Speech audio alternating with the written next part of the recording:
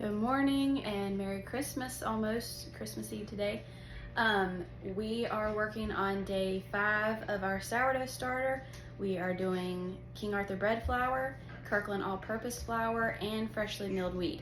And we're seeing some activity, and today we are going to work on discarding for the first time with these starters. So let's get started. Okay, so this is what we have this morning. Look at that. She grew. We were at 300, now we're getting close to 400. I wasn't watching these all day yesterday, so I'm not sure if they grew more than that or not. I don't see any marks on the jar as though they did. This is the all-purpose. But look at the wheat. Look at that. It is happy and bubbly. Okay, so now that we have our jars are getting fairly full of starter. This one looks a little extra full since I tilted it, but we are going to need to discard some so that we have room to feed again. So the whole purpose of discard is so that you have room to feed again. As long as you have room in your jar, you can continue to feed. You just will need to up your feedings each time a little bit because you'll have more starter each time. So as you feed, it grows, it'll hit peak, and it'll start shrinking back down, but it'll still be more than it was the last time. But then you have more to feed, and then that amount is going to double and then shrink back down. So if I have 1 cup of starter and I feed it a cup of flour and a 3/4 cup of water, I'm going to have between 2 and 3 cups of starter in my jar. So then that 2 and 3 cups is going to double to 4 to 6 cups, and then it'll shrink back down to about 5. But the next time I've got to feed 5 cups, and it'll double to 10 to 12. And then shrink back down to 8 to 9. So each time you have to double it. Each time you have to feed it, it will double. So with this one, I technically do probably still have room to feed it, but if I feed it and it goes up to 600 after feeding, I don't have room for it to double. So if it surprises me this next time and wants to double, it's going to be all over the counter, and we don't want that. So I'm going to discard. I'm just going to go into a cup this time because this is going to get tossed anyway. You can, we don't want to save it at this point because it's not a mature starter. It's not doubling each time. So it's not ready to be used for discard recipes. So we're just going to trash it until it is actively doubling. I would give it a day or 2 of actively doubling. And then you can use it for innumerable amount of discard recipes. So let's dump some off. We are discarding from our starter. Let's see about how much that is. So if I dump just a little bit off, scrape down my sides. Okay. All right, so now that we have discarded from our starter, we are down to about 250, it looks like. That'll give me plenty of room to feed it and let it double. So that one is good to go. That's the bread flour.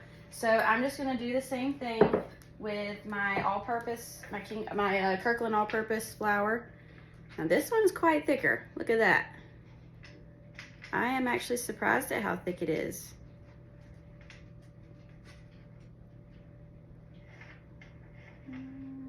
That's probably good.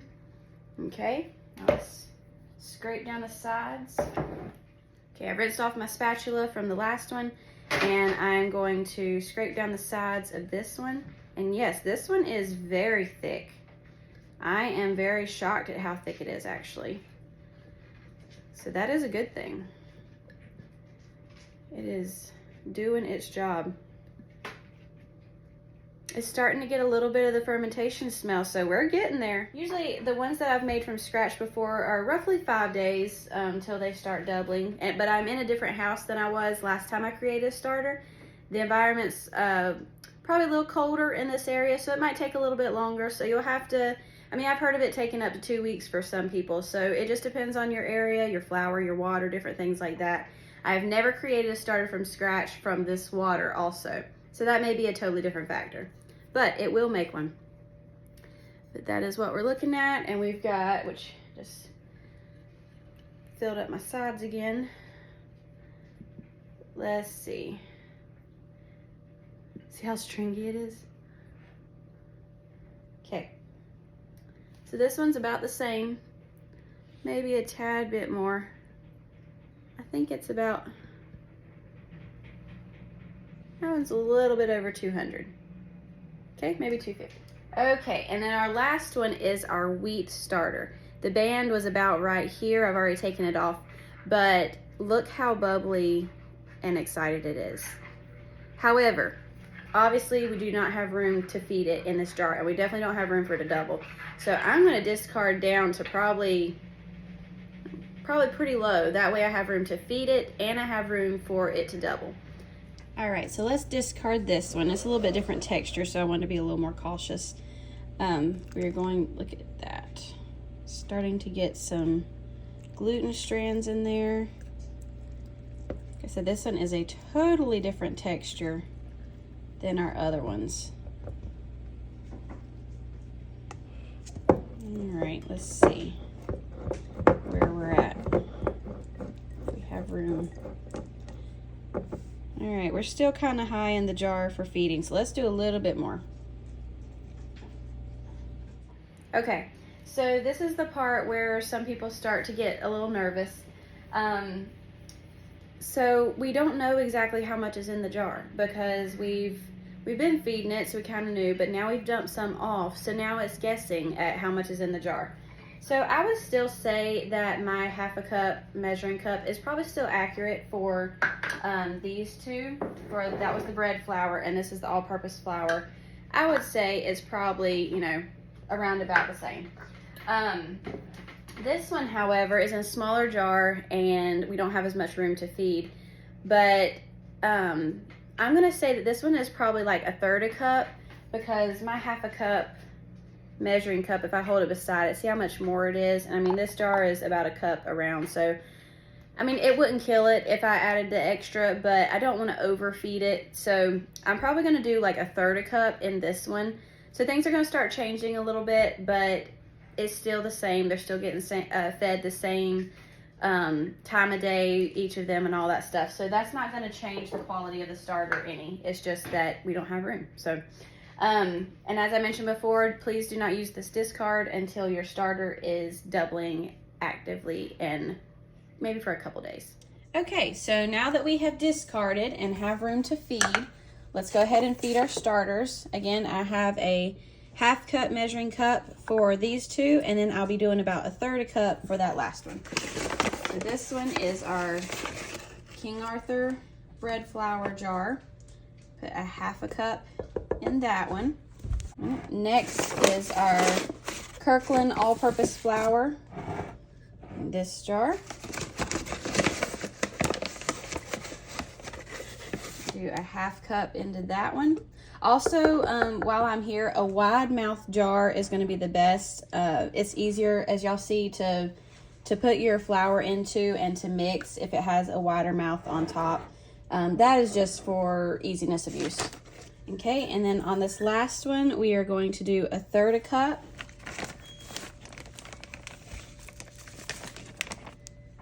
Pour that in there. All right. Okay, so now let's give our starter water. I have my same 1/2 cup measuring cup, and as I mentioned in the videos before, I like to do just a little bit less water than flour in my starters. I like them a little bit thicker.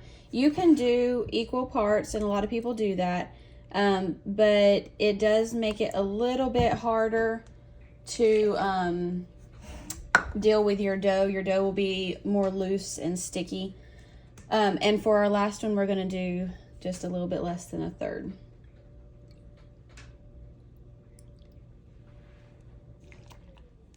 Okay. All right, so up until now, we have been using just a normal red spatula, but I do want to introduce you to the Danish dough whisk. This is my best friend in sourdough. I use this every single time. It helps to be able to mix your stuff without over mixing. So you're able to get into these jars, especially if you have a good wide mouth jar. You're able to get in there and like really mix it well and scrape down the sides and stuff like that without, you know, over mixing, and it helps get the clumps out too. Okay, so we've got that good and mixed up. See what that looks like. It is starting to look like a decent sourdough starter.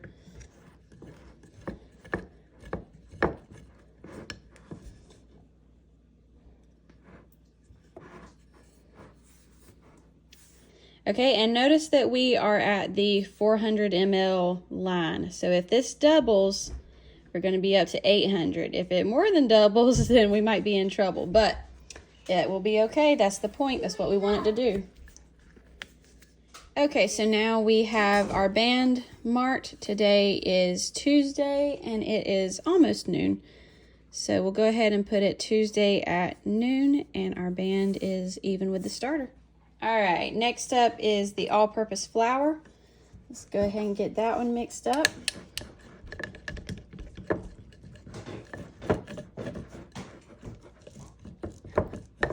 See how you can scrape your sides down really good with this Danish dough whisk.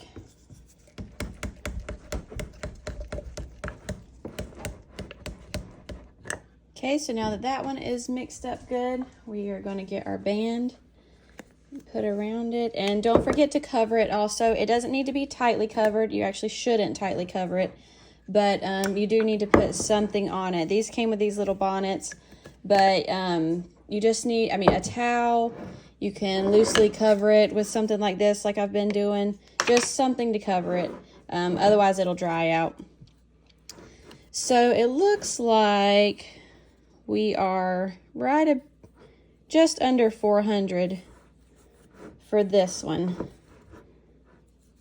So we're gonna say, get our band right. So it's Tuesday at noon is when we fed it. All right, that one's ready to go. All right, and last is our wheat. So my Danish dough whisk didn't fit into it, so we are gonna do a spatula. Mix that up real good. Okay, and we are going to put our hair tie around it, as we mentioned before. Something easy to use at home. There's all kinds of tools that you can use for sourdough, as I've mentioned, with these types of jars, Dutch ovens, Danish dough whisk, different things like that. None of them are necessary. There are ways around it to make perfectly good bread without it. But these are just helpful tools that make the job easier. Okay, that is it for today. So we're gonna let these sit for another 24 hours and we will come back tomorrow. Merry Christmas. Hope you'll have a great day.